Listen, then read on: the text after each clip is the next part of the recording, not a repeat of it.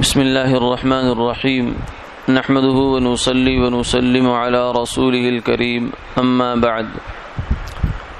قال النبي صلى الله عليه وسلم ليس الكذاب الذي يصلح بين الناس يقول خيرا وينمي خيرا او كما قال عليه الصلاة والسلام۔ حضور نبی کریم صلی اللہ علیہ وسلم نے ارشاد فرمایا کہ وہ بندہ جھوٹا نہیں ہے جو لوگوں کے درمیان صلح کرواتا ہے، خیر کی بات کہتا ہے اور خیر ہی کی بات دوسرے تک پہنچاتا ہے۔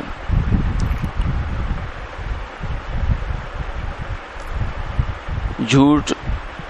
شریعت مطہرہ میں اور بلکہ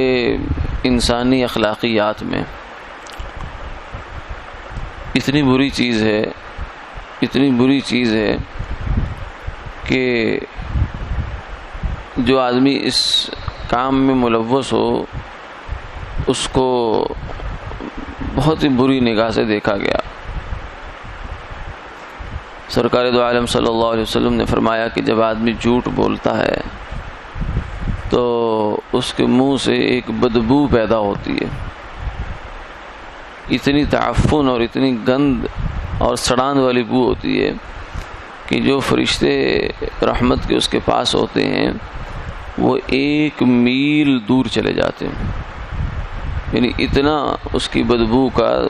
دائرہ ہوتا ہے، گویا کہ 1 میل کی قریب جتنا ایریا ہے وہ اس آدمی کے جھوٹ بولنے سے بدبو سے بھر جاتا ہے،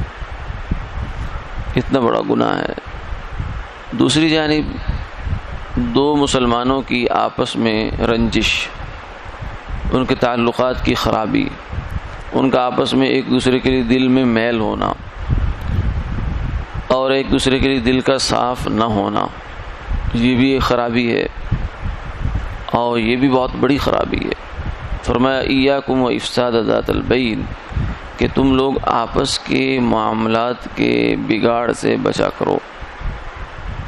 فإنها هي الحالقہ، کیونکہ یہ جو آپس کا بگاڑ ہو جاتا ہے یہ تمہارے عملوں کو ایسے مونڈ دیتا ہے جیسے اس طرح مونڈتا ہے۔ انسان کتنے چاؤ سے، کتنی محنت سے، مشقت سے اعمال کرتا ہے، ذکر کرتا ہے، تلاوت کرتا ہے، صدقہ کرتا ہے، نیک بول کہتا سنتا ہے، نیک اعمال ہیں، ثواب کا باعث ہیں، لیکن دوسری جانب کسی آدمی کے ساتھ بغیر کسی شرعی وجہ کے ناراضگی چل رہی ہے، آپس میں دلوں کے اندر توڑ ہے، جوڑ نہیں ہے، تو فرمایا کہ یہ جوڑ توڑ اس کے عملوں کو مونڈتا چلا جاتا ہے ساتھ ساتھ، حتیٰ کہ اس کے نامہ اعمال میں کوئی عمل بھی نہیں چھوڑے گا۔ جیسے اس طرح اگر سر پر پھر جائے تو اس کے بعد بال تلاش کرنے سے بھی نہیں نظر آتا، تو ایسے ہی کہیں آپس کے تعلقات کا بگاڑ انسان کے اعمال کو بالکل صاف کر کے رکھ دیتا ہے۔ تو آج کی حدیث جو ہم نے پڑھی ہے اس میں فرمایا کہ اگر 2 لوگوں کے درمیان خرابی پڑی ہوئی ہو، جھگڑا ہے اور فساد پڑا ہوا آپس کا، ناراضگی ہے، تو ایک بندہ جاتا ہے اور جا کر ان سے کہتا ہے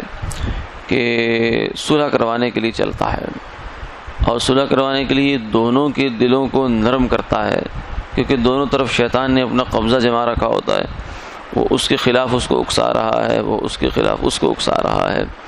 تو یہ بندہ یہ کرتا ہے جا کر کہ ایک دوسرے کے بارے میں تاثرات اچھے بنانے کی کوشش کرتا ہے، کہتا ہے کہ فلاں آدمی تو تمہارے بارے میں بڑی اچھی رائے رکھتا ہے، چاہے اس نے کچھ بھی نہ بولا ہو یا اس نے غلطی رائے رکھی ہو، لیکن یہ اس کو آگے اچھا کر کے بیان کرتا ہے۔ تو دوسرے کے پاس جاتا ہے تو بھی یہی کہتا ہے، حتیٰ کہ اس عمل کی اور اس کی نیت کی، اس کے جذبے کی برکت سے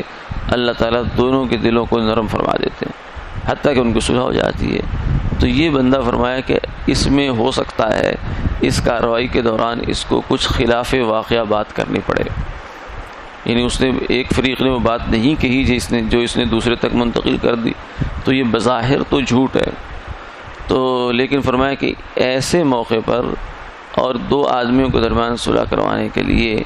بڑی خرابی سے بچنے کے لیے اس کی گنجائش ہے۔ پھر بعض علماء تو یہ فرماتے ہیں کہ سری جھوٹ نہ بولے بلکہ گول مول بات کرے، گول مول جسے تعریض کہتے ہیں، تو اس سے کام چلائے۔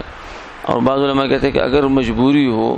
تو سری جھوٹ کی بھی گنجائش ہے، لیکن بقدر ضرورت۔ یہ نہیں ہے کہ ایک چیز اگر جائز ہے کسی دائرے میں تو آدمی اس سے اب پیٹ ہی بھرنا شروع کر دے۔ خنزیر کھانا جائز ہے مجبوری میں، مگر پیٹ بھرنا اس سے جائز نہیں ہے۔ بس جتنے سے کام چل جائے، جتنے سے کمر سیدھی ہو جائے، بس اتنا کافی ہے۔